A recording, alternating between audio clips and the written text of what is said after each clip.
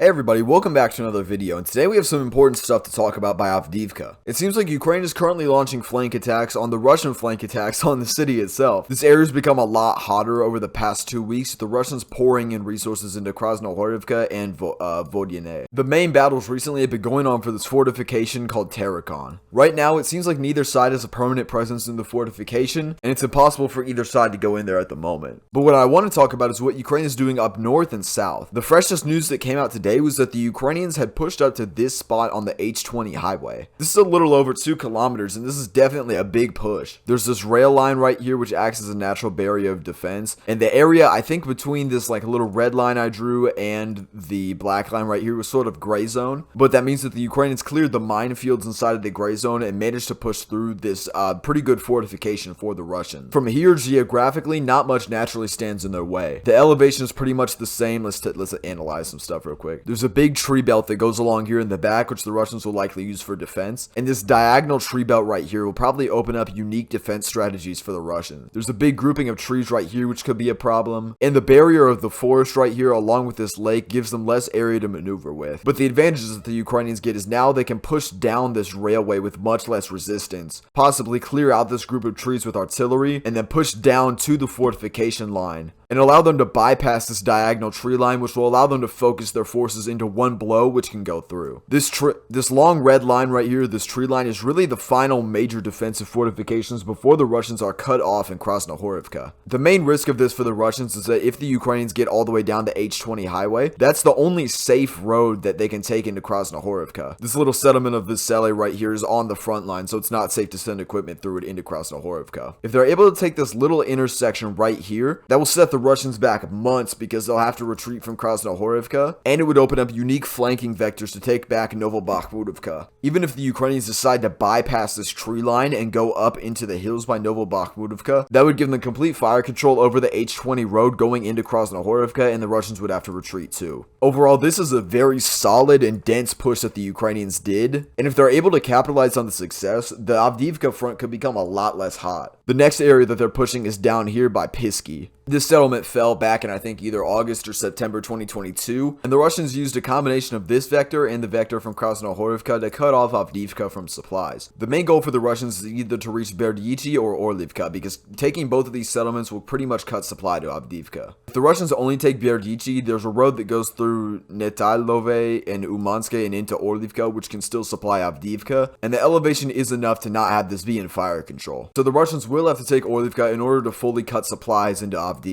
The problem with this though is that the Ukrainians in this area are hard as steel and do not give up shit for anyone. The defense in this region has been amazing, and it's ridiculous just what they've been capable of. But the next push is in the direction of Pisky right here. Looking at the dynamics of the geography, there's some main things that stand out. The main thing being that there's a river that separates Pisky from where the Ukrainians are pushing, as well as there also being a river which isn't showing up on the map right here. This kind of makes it nice because it gives the Ukrainians a nice little funnel to work through, and they don't really have to worry about flank attacks from either side. There is a bridge that connects where Pisky is and the southern part of Pervomaisk, and I doubt that the Russians will blow this because they'll need this in order to continue their push if they ever counterattack. From there, it's just up to what the offense is able to do. The push in the direction of Pisky is a little bit older news, but this one up by Krasnohorivka is new and happened today. So we're just gonna have to see what happens, and hopefully some success comes from it. Alright, see you guys later.